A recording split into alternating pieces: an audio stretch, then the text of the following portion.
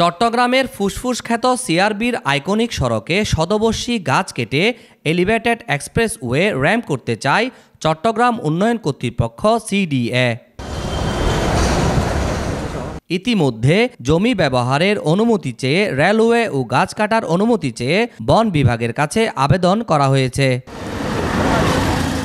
প্রাকৃতিক সৌন্দর্যের অপরূপ নিদর্শন সিআরবিতে ঠাঁই দাঁড়িয়ে রয়েছে শতবর্ষী অনেক গাছ, যার শীতল পরশ ও নান্দনিক রূপে মুগ্ধ হতে হয় পথচারীদের। এই সড়কের টাইগার পাস থেকে পলো গ্রাউন্ড পর্যন্ত দ্বিতল সড়কটি বন্দরনগরীর আইকনিক সড়ক হিসেবেও পরিচিত।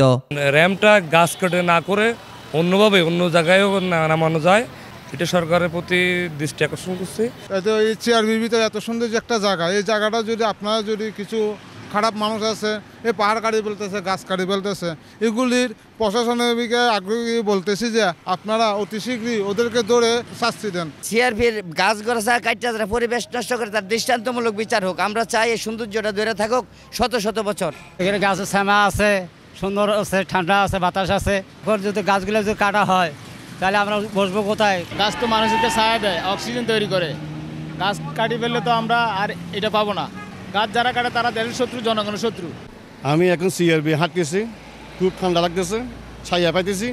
এখন কিছুক্ষণ পরে যাবো, রোদে ঢুকতে হবে। এখন গাছ যারা কাটতেছে, পাহাড় যারা কাটতেছে, তারা হচ্ছে শাস্তি হওয়া দরকার। গাছ পরিবেশ বাঁচায় এবং সৌন্দর্য রক্ষা করে। এই গাছ এখানে কমে যাওয়াতে আমরা কিন্তু অনেক গরমের তাপ বেশি ভোগ করতেছি, যার কারণে সবাই এগিয়ে যেতে হবে, গাছ লাগাইতে হবে। গাছের কারণে আমাদের গরম হাওয়াটা কমবে, জাস্ট আমরা গরম থেকে রক্ষা পাবো। চট্টগ্রামের মধ্যে সবচেয়ে কম তাপমাত্রা কিন্তু সিআরবিতে। আমি নিজে গত উপলব্ধি, সবাই উপলব্ধি করে।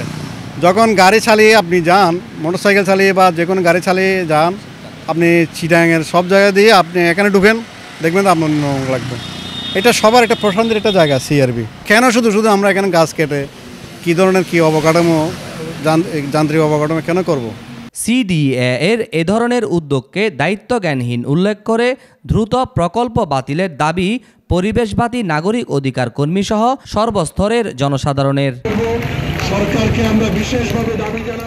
জানা গেছে, নগরীর এলিভেটেড এক্সপ্রেসওয়েতে করা হবে 15টি র্যাম্প।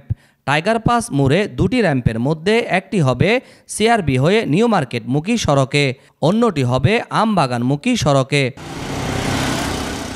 জমি ব্যবহারের অনুমতি চেয়ে রেলওয়ের কাছে এবং পাহাড়ের ঢালে থাকা 44টি গাছ কাটার অনুমতি চেয়ে বন বিভাগের কাছে আবেদন করা হয়েছে।